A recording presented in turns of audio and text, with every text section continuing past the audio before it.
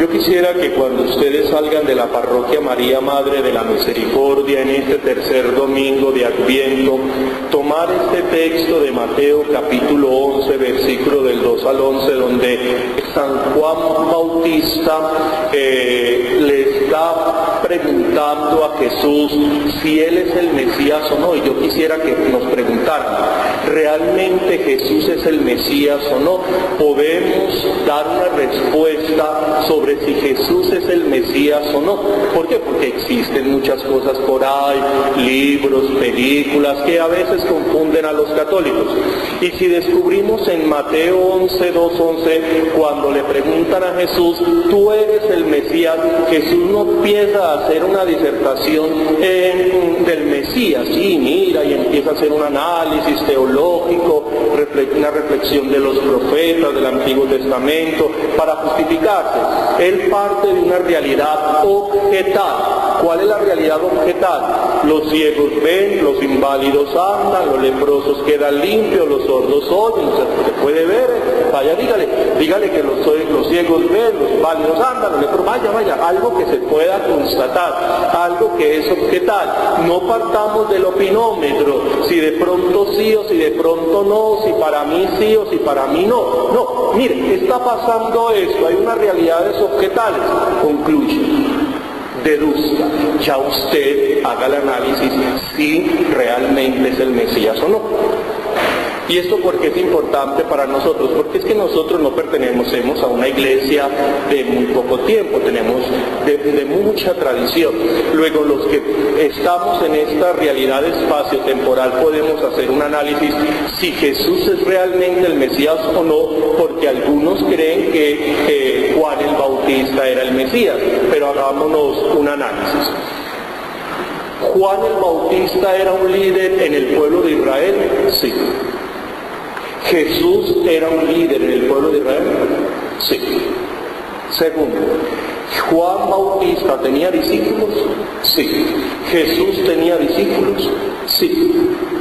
Ambos, los discípulos de Juan, los discípulos de Jesús, ¿creían en que Él era el Mesías? Sí. Al uno lo decapitan, al otro lo crucifican. Y las personas que saben acá de sociología saben perfectamente que si usted ataca la cabeza de un grupo, ¿qué le pasa al grupo? Desaparece. Entonces, cuando usted ve al decapitado, o sea, el bautista, ¿qué le pasa al grupo del bautista? Desaparece. Ese es un análisis que nadie nos lo puede negar. Cualquier persona lo puede analizar. Aquí vamos a ver quién es el Mesías, si era Juan el Bautista o si era Jesús. O habría que esperar a otros. Entonces decapitan a Juan el Bautista y el movimiento del Bautista, ¿qué? Se redujo y desaparece. Lo normal, esos son procesos normales en todas estas realidades humanas. Cuando usted quiere atacar un grupo, ¿qué ataca? La cabeza. Y cuando destruye la cabeza, el grupo se acaba por naturaleza, por razón natural, que ya no hay nadie que lo motive, que los oriente, entonces se acaba. Matan al otro Mesías, que es Jesús, lo crucifican, pero aquí queda una cosa toda rara. En vez de acabarse, empieza a crecer su movimiento. Explíquelo pues, explique. ¿Cómo usted puede explicar que matan al líder de los nazarenos, porque así se llamaban los nazarenos, luego los llamarán los crucificados? Matan a ese líder y en vez de desaparecer ese movimiento empieza a crecer y a crecer.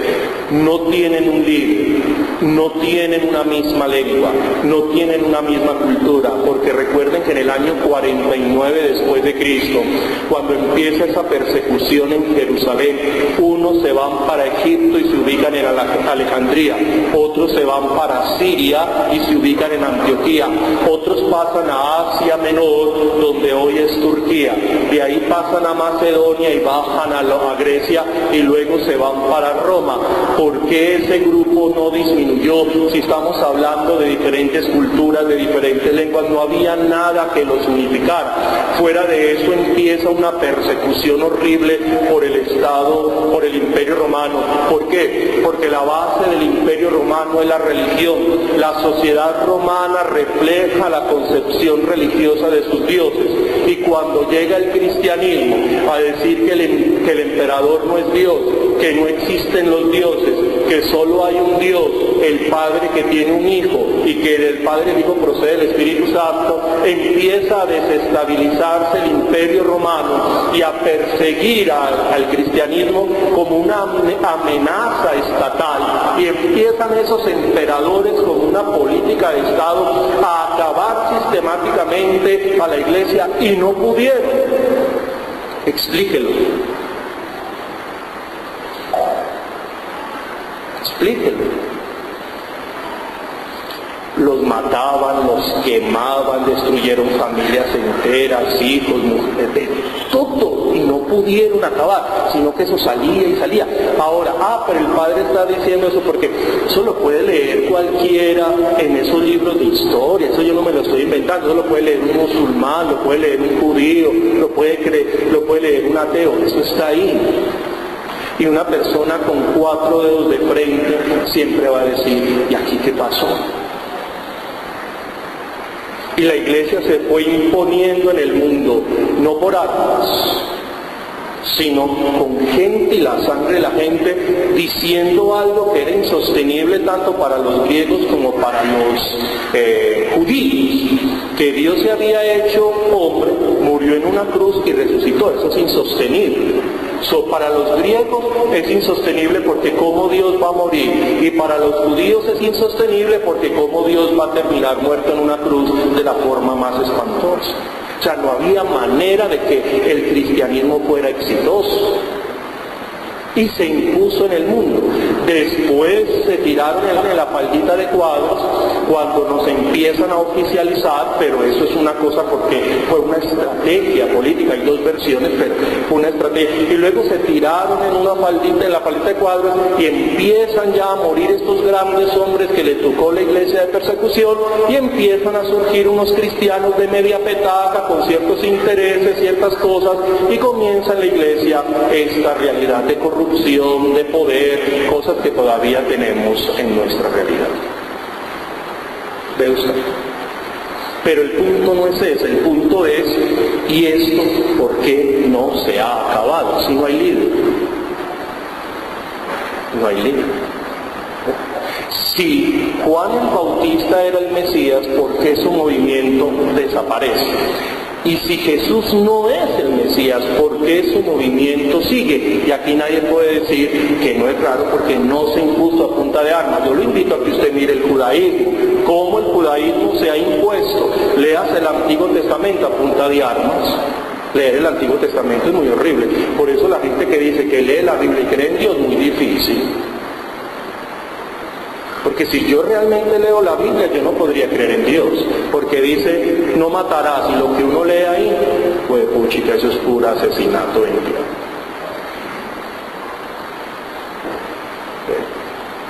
Y si usted se pone a leer la Biblia, usted termina con 2 dioses. Un Dios malo, el Antiguo Testamento, y un Dios nuevo, el Nuevo Testamento. Yo no sé cómo personas dicen que leyendo la Biblia pueden creer en Dios. Yo pues, si yo no fuera cristiano, tuviera la formación que tuviera y me ponen a leer la Biblia, yo no creo en este cuento. ¿Por qué? Porque se necesita asimilar lo que hay que hacer. ¿Y cómo usted explica que la Iglesia católica se mantenga en una realidad histórica donde cuando usted se pone a leer la historia, la Iglesia hace rato que se debió haber acabado? Y eso nos pasó a nosotros. Hace poquito no nos tocó ver un montón de cosas tan horribles en las noticias de esos sacerdotes que violaban niños. Yo he estado desde los 14 años metido en eso. pero yo no sé si fuera que estaba pendejado o yo no sé qué es lo que pasa, pero yo nunca me imaginé que si corriendo la cortina iba a haber una cochinada de esas. Cuando yo empecé a descubrir esas cosas por las noticias, yo dije, ¿qué es eso? Claro que yo ya había leído cosas de la historia de la iglesia. La historia de la iglesia ha tenido cosas aterradoras. Le hacen siglo IX, siglo X, siglo XI, uno dice, la iglesia es imposible que subsistiera, y ahí está. Y mire, ¿qué empresa podría aguantar, si esto fuera humano, qué empresa aguantaría ese golpe que a la iglesia le dieron hace poquito? ¿Qué empresa aguantaría un escándalo tan impresionante donde el Vaticano quedaba como un demonio en agua bendita para defenderse? Cualquier empresa hubiera caído de una. ¿Y por qué esta no cayó?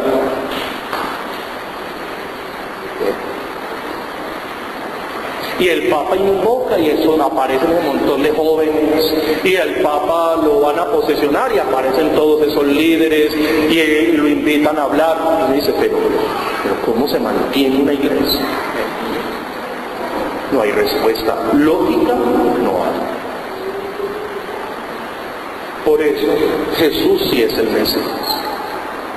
Y la muestra más evidente que podemos decir que Jesús es el Mesías es que existe la Iglesia Católica, que es imposible que exista. Es que cuando usted analiza la Iglesia Católica no debería de existir. ¿Por qué? Porque por lógica no debería de existir, pero existe, y no es cualquier iglesita.